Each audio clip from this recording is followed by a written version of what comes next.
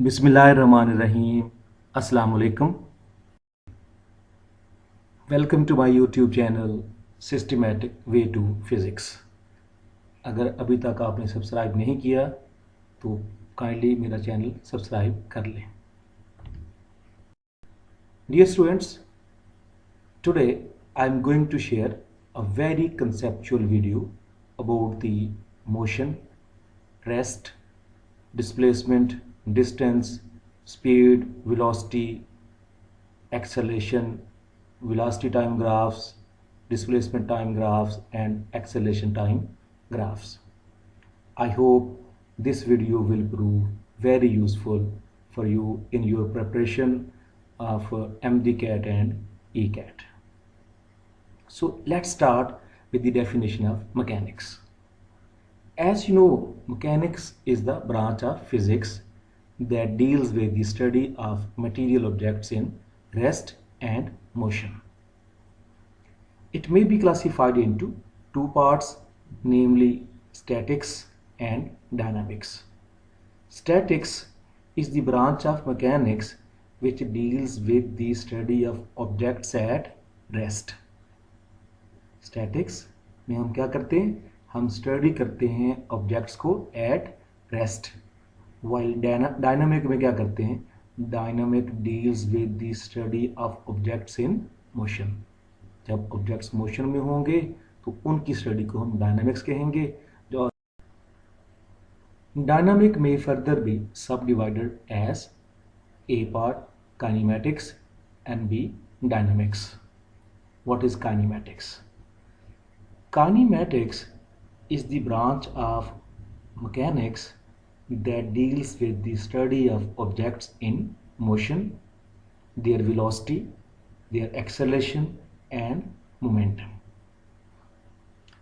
Or we can say kinematic deals with the motion of objects without taking into the cause of motion into account. We don't talk about the nature of force, nature of body, etc. For example, train moving or moving water in a river are the examples of kinematics. While in dynamics, the causes of motion are also taken into account. Or we can also define dynamics, the branch of mechanics that deals with the effects of outside forces on something. That deals with the effects of outside forces on something. For example, an example of dynamic is how the moon affects the ocean waves. Now, what is rest? A body is said to be at rest if it does not change its position with respect to its surrounding. For example, एक building या tree जो है वो अपने surrounding के लिहाज से वो अपनी पोजीशन चेंज नहीं करता, हम कहते हैं ये ट्री या ये जो बिल्डिंग है ये रेस्ट में है। सिमिलरली मोशन क्या है? A body is said to be in motion if it continuously changes its position with respect to an observer, for example a moving car. Remember, motion and rest are relative terms. In classical mechanics, they were considered as absolute, but now in modern physics, we say rest and motion are relative. इसका क्या मतलब है? मतलब there is no meaning of rest or motion without observer or without surrounding. Mean हम जब भी motion या rest की बात करेंगे तो हम किसी ऑब्जर्वर या सराउंडिंग के लिहाज से बात करेंगे, इसके अलावा बात नहीं करते। तो हम कहते हैं रेस्ट एंड मोशन जो है वो रिलेटिव क्वांटिटीज़ हैं, रिलेटिव टर्म्स हैं। Now what is displacement? Displacement is the change in position of a body from its initial position to final position. Displacement tells us how far and in what direction the body moves. Displacement हमें क्या बताता है कि how far and in what direction the body moves. It is a vector quantity and SI unit of displacement is a meter, while dimensional unit of displacement is L. जब path जो है वो curved होता है उस वक्त path और displacement differ करते हैं, लेकिन अगर पाथ जो है वो स्ट्रेट लाइन होगा तो जो पाथ है और वो डिस्प्लेसमेंट के साथ कोइंसाइड करता है। Distance is the length of actual path of motion of a body. It is a scalar quantity. इसका यूनिट भी, ऐसा यूनिट भी मीटर होता है, इसका डायमेंशनल यूनिट भी L होता है। What is speed? The distance covered by a body in unit time. एक सेकंड में एक बॉडी कितना डिस्टेंस कवर करता है, इसे हम स्पीड कहते हैं। Also, the magnitude of velocity is called speed. As you know, velocity is a vector quantity. Every vector has a magnitude and direction. तो velocity की जो magnitude होती है उसे हम speed कहते हैं। Speed is a scalar quantity और हम इसका जो SI यूनिट है वो मीटर पर सेकेंड यूज करते हैं। Now what is velocity?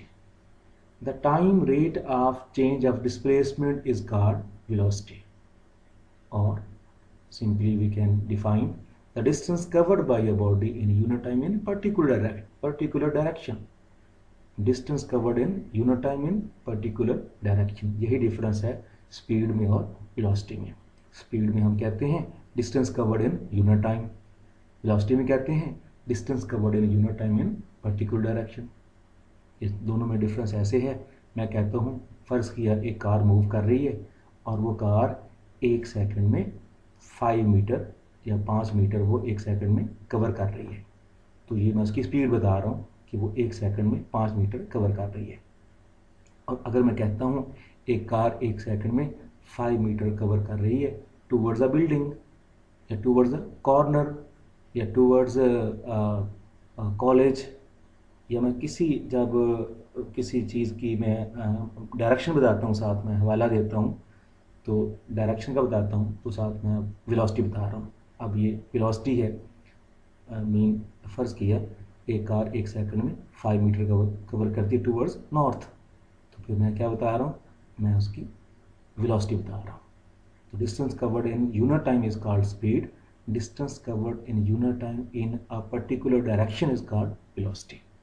तो वेलोसिटी एक वेक्टर क्वांटिटी है और इसका यूनिट भी ऐसा यूनिट मीटर पर सेकंड होता है और इसका डायमेंशनल यूनिट जो होता है वो LT इनवर्स होता है। स्पीड और वेलोसिटी दोनों के SI यूनिट मीटर पर सेकंड और डायमेंशनल यूनिट LT इनवर्स होते हैं, लेकिन स्पीड स्केलर क्वांटिटी है और वेलोसिटी एक वेक्टर क्वांटिटी है। Next we have average velocity. What is average velocity? जब बॉडी की वेलोसिटी यूनिफॉर्म ना हो तो हम उसकी एवरेज लेते हैं। और एवरेज वेलोसिटी क्या है? It is the ratio of the total displacement covered to the total time taken by the body, that is V average is equal to displacement over time. यहाँ पे जो डिस्प्लेसमेंट है ये टोटल डिस्प्लेसमेंट है और जो टाइम है ये टोटल टाइम है। टोटल डिस्प्लेसमेंट और टोटल टाइम की रेशियो को हम कहते हैं average velocity.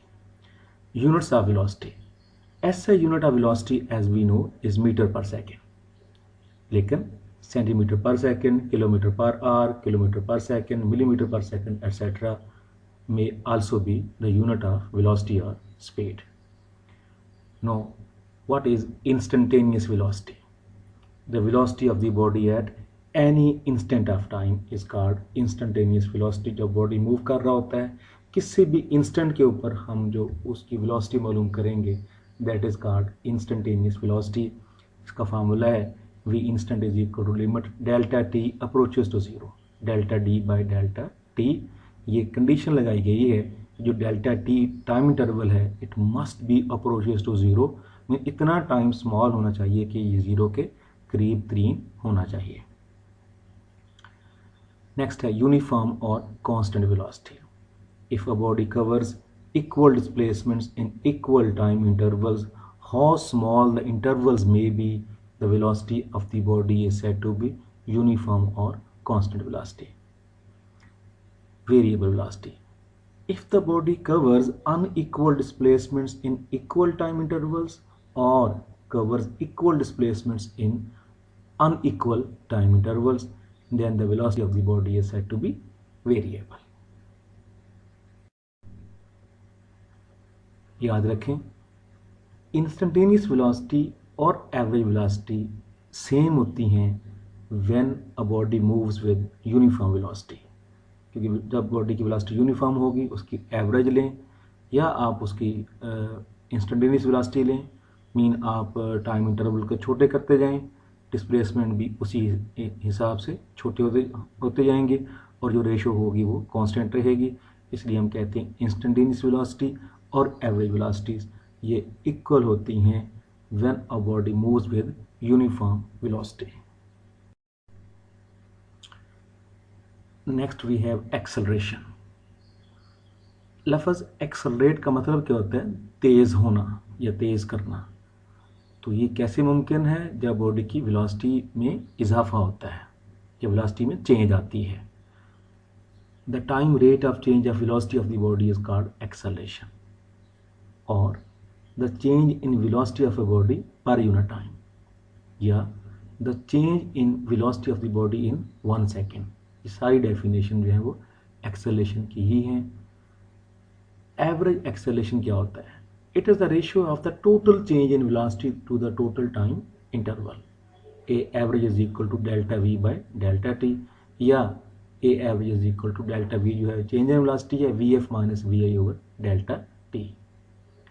Uniform acceleration, if the velocity of the body changes equally in equal time intervals, जैसा कि हमने कहा था वेलोसिटी चेंज होगी तो एक्सेलरेशन प्रोड्यूस होगा, और अगर वेलोसिटी इक्वल चेंज होती है इक्वल टाइम इंटरवल में, then acceleration of the body is said to be uniform और constant acceleration. Variable acceleration. Next, variable acceleration क्या है? If the velocity of the body changes unequally in equal time intervals, or if the velocity of the body changes equally in unequal time intervals, then the acceleration is said to be variable acceleration. Next we have positive acceleration. If the speed of the body increases, then the acceleration will be positive.